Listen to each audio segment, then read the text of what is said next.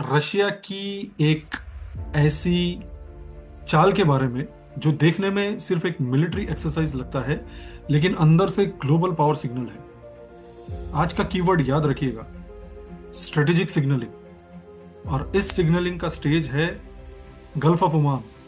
जब सब एक साथ जल रहे हैं तो उस वक्त रशिया का ईरान के साथ वॉरशिप्स लेके समंदर में उतरना सिर्फ एक्सरसाइज नहीं होता, ये एक मैसेज है। वेस्ट क्या नैरेटिव पुश करता है कि ईरान आइसोलेटेड है, ईरान कॉर्नर हो चुका है, ईरान के पास एलाइज नहीं है। वंदे मातरम दोस्तों, मैवरिक जियोपॉलिटिक्स के आज के सेशन में आप सबका बहुत बहुत स्वागत है। चैनल को लाइक, शेयर और सब्सक्राइब करना मत भूलिएगा। दोस्तों, आज थोड़ा बात कर लेते हैं रशिया की एक ऐसी चाल के बारे में जो देखने में सिर्फ एक मिलिट्री एक्सरसाइज लगता है, लेकिन अंदर से ग्लोबल पावर सिग्नल है। आज का कीवर्ड याद रखिएगा, स्ट्रेटेजिक सिग्नलिंग। और इस सिग्नलिंग का स्टेज है गल्फ ऑफ ओमान। और एक्टर्स कौन कौन है? रशिया और ईरान। और ऑडियंस कौन कौन है? अमेरिका, यूरोप और पूरी दुनिया। दोस्तों, जियोपॉलिटिक्स में क्या हो रहा है उतना इंपॉर्टेंट नहीं होता, जितना इंपॉर्टेंट होता है कब हो रहा है और किसके साथ हो रहा है। रशिया और ईरान ने नेवल एक्सरसाइजेस कंडक्ट की हैं गल्फ ऑफ ओमान में। रशिया का ऑफिशियल स्टैंड क्या है? एक्सरसाइज पहले से ही प्लान थी। और टेक्निकली हाँ, हो सकता है पहले से ही प्लान थी, लेकिन जियोपॉलिटिक्स में टाइमिंग कभी एक्सीडेंटल नहीं होती दोस्तों। जब मिडल ईस्ट ऑलरेडी अनस्टेबल है, ईरान पर सैंक्शंस का प्रेशर है, गाजा, रेड सी, यमन सब एक साथ जल रहे हैं, जब सब एक साथ जल रहे हैं तो उस वक्त रशिया का ईरान के साथ वॉरशिप्स लेके समंदर में उतरना सिर्फ एक्सरसाइज नहीं होता, ये एक मैसेज है। अब सवाल आता है, गल्फ ऑफ ओमान ही क्यों? दोस्तों, गल्फ ऑफ ओमान कोई नॉर्मल सी नहीं है। ये डायरेक्टली कनेक्ट करता है पर्शियन गल्फ को इंडियन ओशन से। और यहीं से पास होता है global oil trade, energy supply route, strategic maritime maritime check choke point. Simple शब्दों में, यहां कंट्रोल दुनिया की इकोनॉमी पर असर करेगा। जब रशिया यहां ईरान के साथ एक्सरसाइज करता है तो वो ये बोल रहा होता है कि मिडल ईस्ट में सिर्फ अमेरिका की मोनोपोली नहीं है, हम भी यहां प्रेजेंट है। और रिपोर्ट्स के मुताबिक अमेरिका ने रशिया पर प्रेशर डाला कि एक्सरसाइजेस कैंसिल करो। रीजन ऑब्वियस है, ईरान ऑलरेडी यूएस का सो कॉल्ड एडवर्सरी है, दुश्मन है। रशिया और ईरान का मिलिट्री कोऑर्डिनेशन यूएस के लिए एक नाइटमेयर है। लेकिन दोस्तों, रशिया ने क्या किया?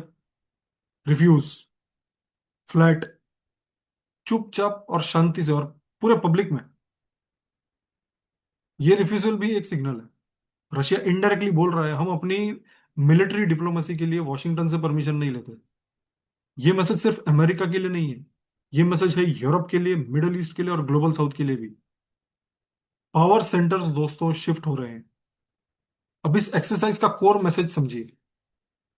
वेस्ट क्या नैरेटिव पुश करता है कि ईरान आइसोलेटेड है, ईरान कॉर्नर हो चुका है, ईरान के पास एलाइज नहीं है। रशिया ने गल्फ ऑफ ओमान में वॉरशिप्स भेजकर यह सब कुछ गलत साबित कर दिया। रशिया बोल रहा है, ईरान अकेला नहीं है, अगर तुम ईरान को प्रेशर करोगे तो हम सिग्नल देंगे। ये मिलिट्री अलायंस नहीं है दोस्तों, लेकिन एक स्ट्रेटेजिक कोऑर्डिनेशन है। और जियोपॉलिटिक्स में coordination is better than treaty, isn't it? Treaty से ज्यादा बेटर है कोऑर्डिनेशन, जब जरूरत पड़े तब। दोस्तों, ये इवेंट कोई आइसोलेटेड नहीं है, इसको देखिए एक लार्जर फ्रेमवर्क में। रशिया प्लस ईरान, चीन का चुपचाप से सपोर्ट करना, ब्रिक्स का एक्सपेंशन होना, डॉलर के ऑल्टरनेटिव्स का निकलना, एनर्जी ट्रेड में नए रूट्स का मिलना। वर्ल्ड दो कैंप्स में डिवाइड हो रहा है, एक यूएस लेड ऑर्डर और एक anti US coordination block. Russia का ईरान के साथ एक्सरसाइज यूएस लेड ऑर्डर को ओपनली चैलेंज करता है। और नोटिस कीजिए, रशिया कोई बड़े बड़े स्टेटमेंट नहीं देता, रशिया एक्शन से बोलता है। अब एक और इंटरेस्टिंग एंगल, इसी पीरियड में मीडिया में पुतिन के हेल्थ रूमर्स फिर से सर्कुलेट होने लगे कि उनको कैंसर हो गया, कभी बोलते हैं पार्किंसन हो गया, कभी इमरजेंसी सर्जरी की गई। ये सारी बातें उड़ती रहती है, अफवाह। दोस्तों एक बात याद रखिए, जब भी रशिया एग्रेसिव स्ट्रेटेजिक मूव करता है, पुतिन की हेल्थ रूमर्स वापस आ जाती है। क्या ये कोई कोइंसिडेंस है? Well may be. लेकिन जब तक क्रेमलिन कंफर्म नहीं करता, ग्राउंड रियलिटी चेंज नहीं होती, तब तक ये सिर्फ साइकोलॉजिकल वॉरफेयर है। आप अगर, मुझे नहीं पता आपको ध्यान है या नहीं, बट जब रशिया और यूक्रेन का युद्ध शुरू हुआ उस वक्त भी पुतिन के हेल्थ को लेके अफवाहें उड़ी थी मार्केट में कि पुतिन की हेल्थ बहुत खराब है, ये तो वॉर सस्टेन ही नहीं कर पाएगा। और अब देखिए, 5 साल होने आए हैं अब तो। Isn't it? ये सिर्फ साइकोलॉजिकल वॉरफेयर नहीं है दोस्तों। रशिया के नेवल एक्सरसाइजेस क्लियर बोल रहे हैं, लीडरशिप फंक्शनल है, command is intact, nothing has happened to Putin. आगे चल आगे चलकर क्या एक्सपेक्ट करें? रशिया ईरान का कोऑर्डिनेशन और भी ज्यादा विजिबल होगा, और ज्यादा जॉइंट एक्सरसाइजेज होंगी, may be land, air and cyber space में। अमेरिका और सैंक्शंस टाइटन करेगा। क्या बचा है उसके पास करने के लिए? अमेरिका और करेगा ही क्या? खाली सैंक्शंस ही लगाएगा लोगों के ऊपर, कंट्रीज पर, एंड फिर कंट्रीज उसको डॉज करेंगी। मिडल ईस्ट दोस्तों और ज्यादा पोलराइज्ड हो जाएगा। और सबसे इंपॉर्टेंट, स्ट्रेटेजिक सिग्नलिंग और ज्यादा एग्रेसिव होगी। कम स्टेटमेंट्स लेकिन ज्यादा एक्शंस। दोस्तों आज का पार्ट हमारे लिए सिंपल है। रशिया का ईरान के साथ एक्सरसाइज सिर्फ मिलिट्री ड्रिल नहीं है, ये एक ग्लोबल पावर मैसेज है। टाइमिंग भी कोई एक्सीडेंटल नहीं है, लोकेशन भी कोई रैंडम नहीं है, और रिफ्यूजल भी कोई कैजुअल नहीं है। ये सब कुछ कैलकुलेटेड है। रशिया दुनिया को बता रहा है, हम अपने पार्टनर्स चूज करते हैं, प्रेशर के आगे झुकेंगे नहीं। Putin is equal to Pushpa. Pushpa fire निकला, फ्लावर नहीं। झुकेगा नहीं पुष्पा। और ईरान को क्या मैसेज गया है?